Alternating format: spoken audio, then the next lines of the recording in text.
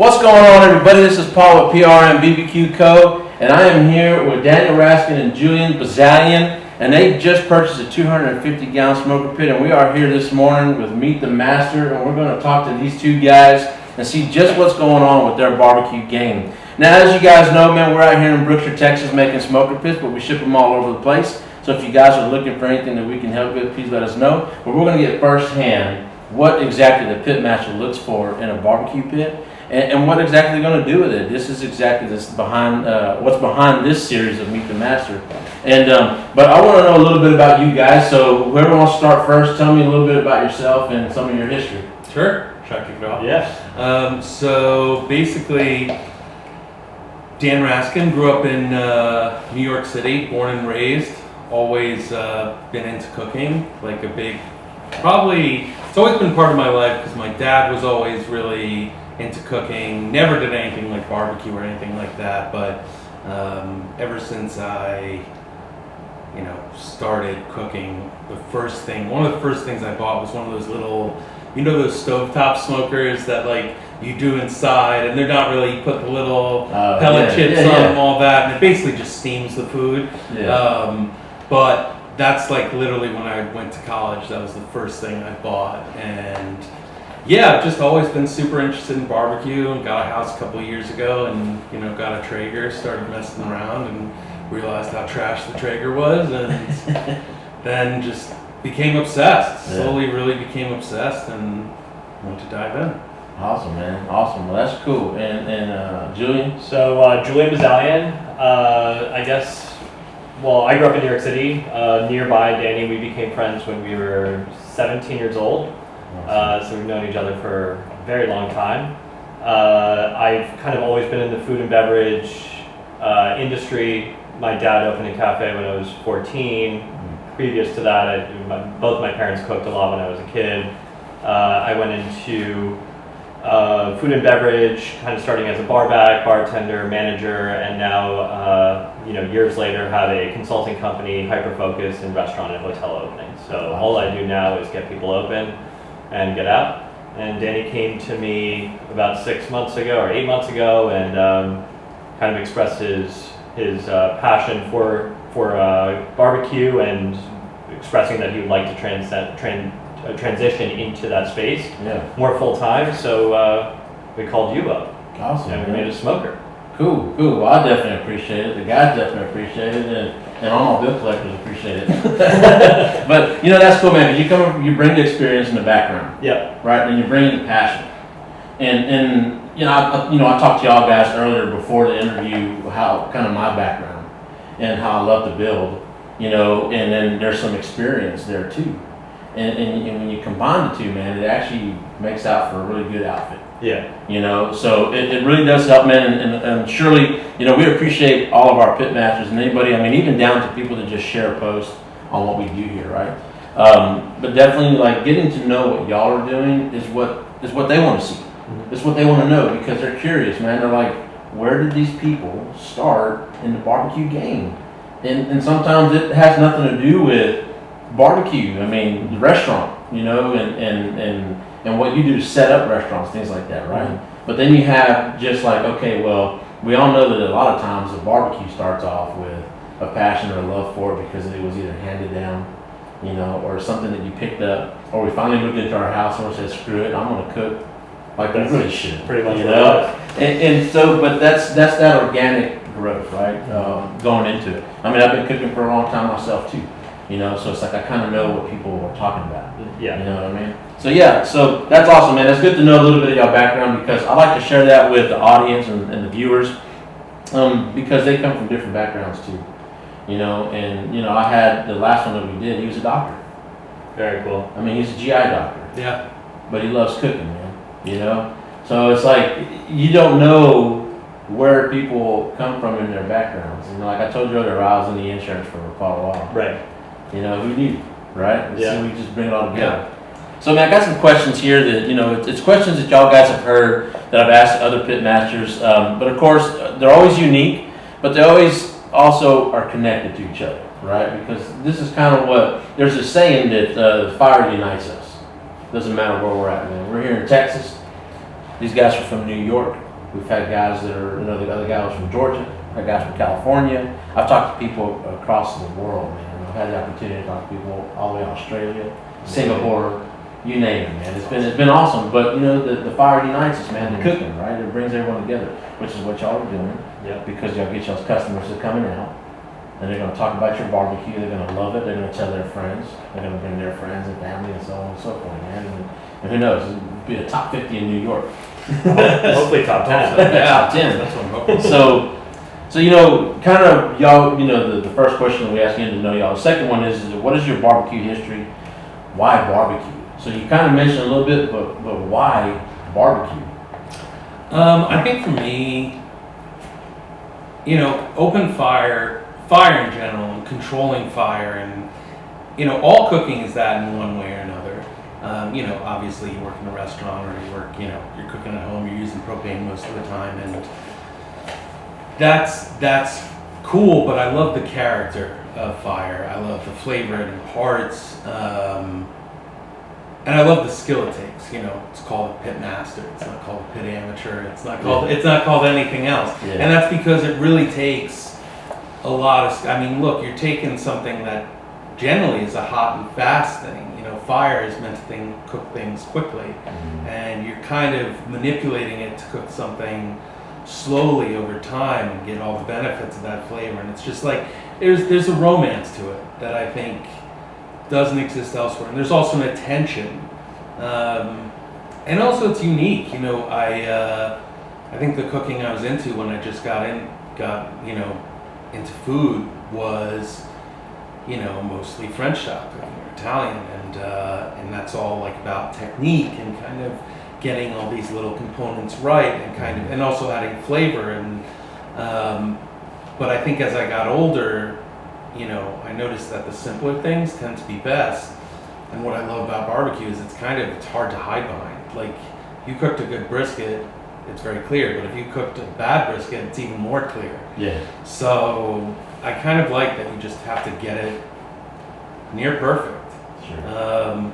But also at the same time, because of the nature of the fire that we're using, like, no two bites of barbecue are ever going to taste the same. The way that pitmaster runs that fire with that type of wood, over their specific, it's like an oyster. You can't really replicate it. Right. I think that's why. Yeah, my why barbecue, first and foremost, is to support one of my best friends who really wanted to do something. Yeah. But I guess to, change the way people are doing things in our neck of the woods. I mean, I think it's exciting. There's something really beautiful about sitting around for 14 hours watching something cook, and then when it's done, you gotta wait another couple hours. I think every time he's cooking, I'm like, all right, are we done? He's like, 2 more hours. He's like, 2 more hours. So I think that's going to be exciting for us, and just doing a fun new venture without the chaos of a restaurant and being able to be outside cooking sounds like a perfect afternoon for me. The next question, kind of leading into, right, you talking about getting in the smoker pit, you seeing that scene, bringing that experience to those people. When did you realize that you needed to take the next step towards that barbecue move, towards that smoker pit, and invest in something like this? Because, we're talking about a smoker pit that you don't find in big box stores.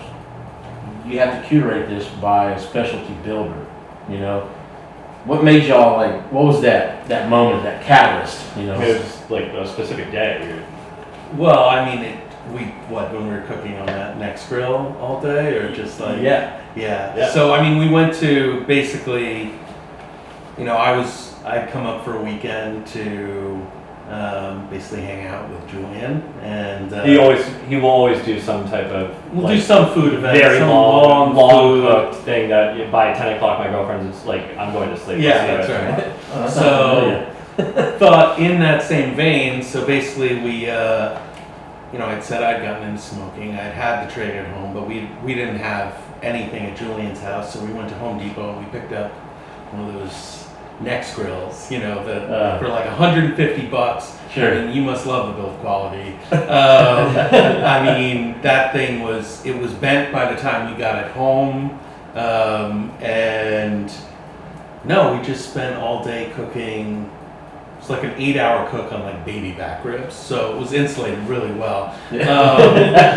But no, it was just like, it was such a fun experience, and I'd been like I mean, look, the only thing that had caused that is because I was so obsessed. Like, I was the one who went out and bought it, and he was like, "You're insane. Why are you going to buy a cooker for one thing?" But I went and I bought it, and we ate everything after everyone went home because it was too late. But ultimately we went with this style of pit because we started taking it seriously, and we wanted someone who was going to build it who would take it seriously, and we take it very seriously. But the jump to say let's do this was really like a kind of career choice, I think, for both of us in a few different ways. For me, I'm currently in real estate, and for anyone in corporate life these days, it's not great. It's not, all the benefits of doing it a few years back was, your life was hard, and you did, rough hours, and you were always on call, but it paid. And these days the dollar doesn't go as far as it would, and I'm not going to do that and be miserable at what I did. Sure. You know what I mean? If it paid off and it paid a lot, maybe, but I hope your boss is not going to watch this. yeah, that's right. Yeah, definitely. I had 2 boys recently. I got twin boys that are. Yeah, 2 for 1. They're gonna be. They're gonna be 2. Thank you. Congratulations. Yeah, thank you. Awesome, man. July 21st, and You just celebrated anniversary too, right? yeah, that's right. That's right. That's 6 awesome. years with my wife. Yeah, awesome. So no, and I mean that's the other thing. My family is so great. Like I've got like a superhuman wife. Tommy's definitely watching this video. She's definitely Yeah. watching this. I'll be sure to highlight this part. Definitely, I'm highlighting 100%. Turn the volume a little bit, zoom it in. No, but look, all jokes aside, without her support behind this, because this is not, my background is corporate. My background is not in anything like that. And part of the reason we're doing this is because it's such a symbiotic relationship. I have all the knowledge, he doesn't. He has so much more knowledge than me, and he's filling basically 75% of that gap. Yeah. But basically, I wanted to do something for my boys and my family and show them that, go into something you love, go into something you're passionate about, doing it for the money these days isn't the way. Yeah. I can see the attraction, but ultimately I decided on this because I was like, I think this is what's going to bring us joy. Yeah. It's what's going to bring us happiness. It's what's going to propel us forward. And, we're going to do it carefully, and we're going to do it smartly, but just wanted to build a good team, try something new, and, go for it. Go for something we love. Yeah, absolutely. I mean, Danny's always been passionate about cooking. We when we were super young, we thought we were going to start a company. But it was like a dinner series, and we host them at my mother's apartment on the Upper West Side of New York City. And we did this the first one. Food was delicious. He cooked, I served. We actually cooked brisket. It was That delicious. was a brisket, but it was a braised brisket. It wasn't the same. It wasn't the same. And we had too much to drink that night. The next morning I wake up, and the kitchen was a hurricane had gone through it. So Danny's a great cook, but he hates cleaning. Yeah. So I'm with you, man. I'm with you. That day I woke up and I was like, this business is done. We're not doing this ever again. And 15 years later, looks like we're going to do it again. So let's go to the next question, man. What has been the most challenging thing to date with any of this, in any part of it? What's been the most challenging?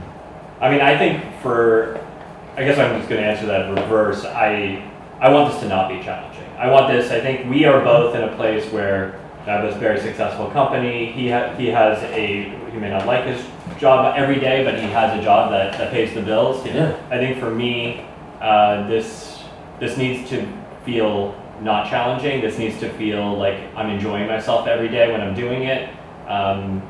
This is a passion project more than a get-rich scheme for us. I think it's really going to be something that I think we both hope we can come together, cook together, enjoy a great event, and be really psyched about our day. Yeah. Finishing with a couple beers, I guess at midnight when the brisket's finally done. Yeah, there you go. That's right. But yeah, I guess the most challenging, this has been, I think we jumped on a call 6 months ago when we first spoke, and I've been busy with work, he's been busy with work, so I can't say that we faced a lot of challenges so far. The most challenging thing, I guess, has been eating barbecue 3 days in a row for lunch in 105-degree weather in Austin. That out of this project, that's been the most challenging part. We will have to get back to you with what, I think after the first 6 months, what will be the most challenging part for us, because I don't think anything's been quite that challenging quite yet. Yeah. And that's good to know, man, because there's going to be a lot of people that are afraid to take that step, to take that leap. That's a challenge. I'd say like that, actually, to be fair.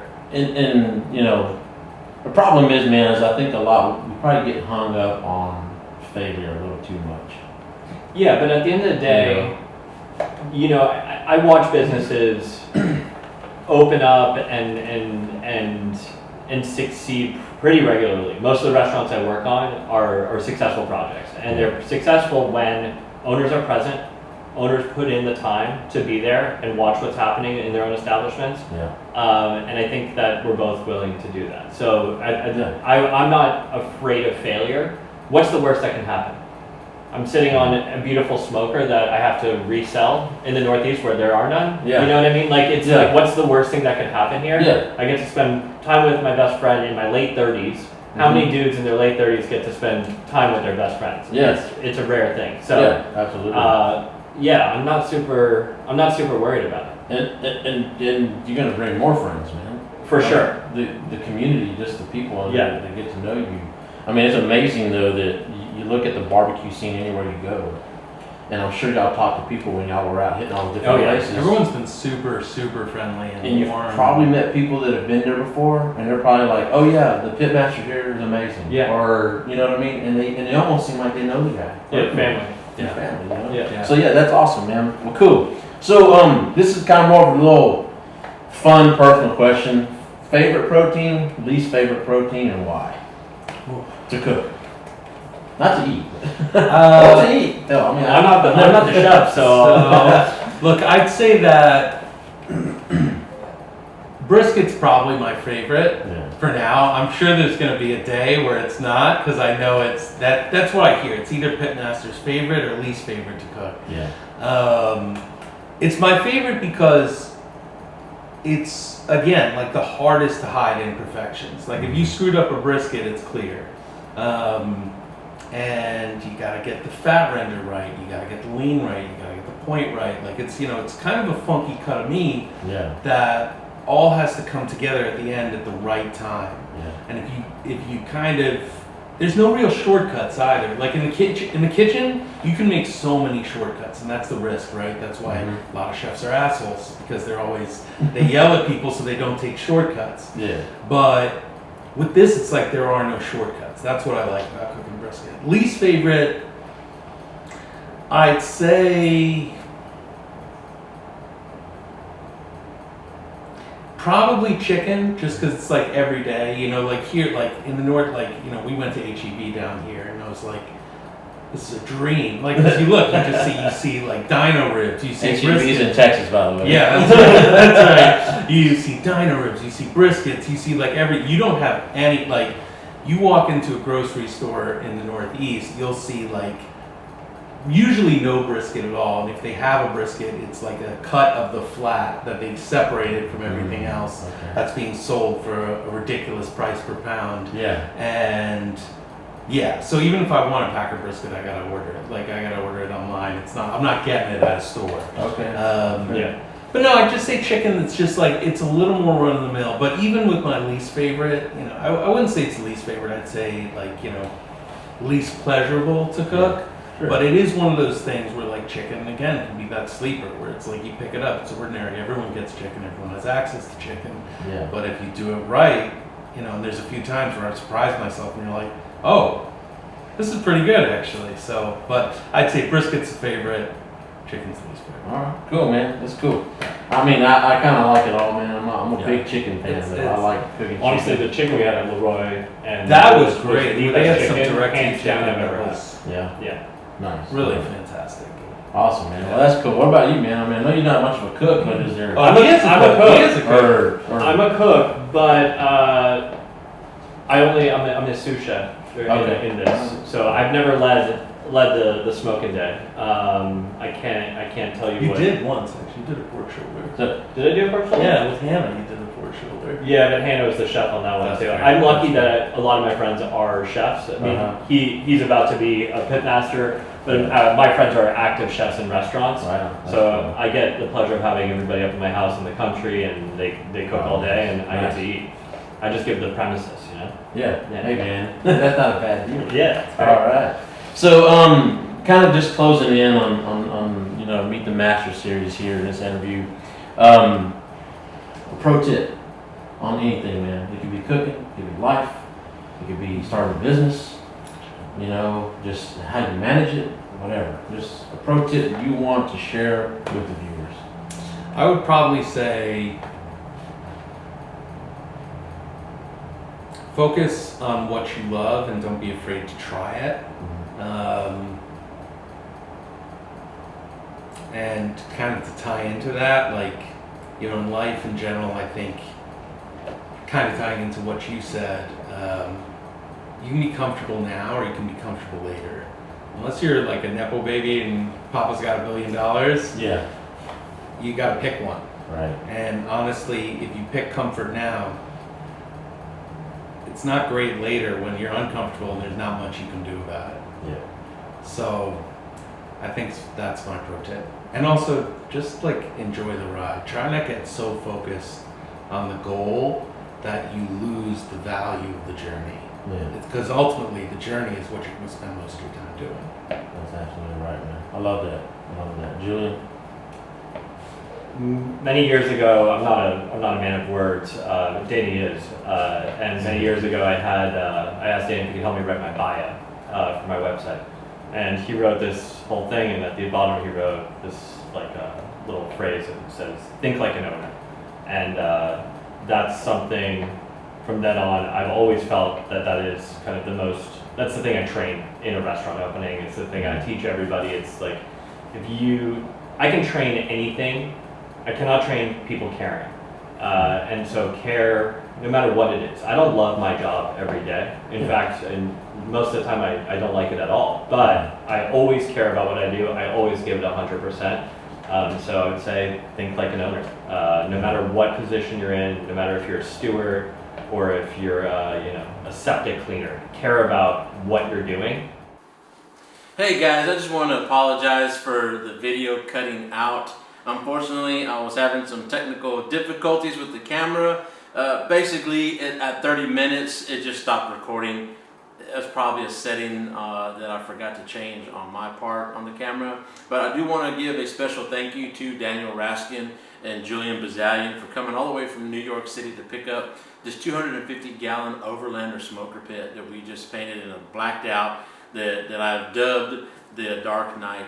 So anyways, they're on their way back home. We wish them safe travels. But hey guys, if y'all are looking for a smoker pit and you need something with a good lead times, high quality, we're your guys. Give us the opportunity to help you out, to help you build your business. And remember, man, if you've got the will and the skill but not the dollar bill, let my banking partner help you out. And everybody, don't forget, we are your prime barbecue company. Peace.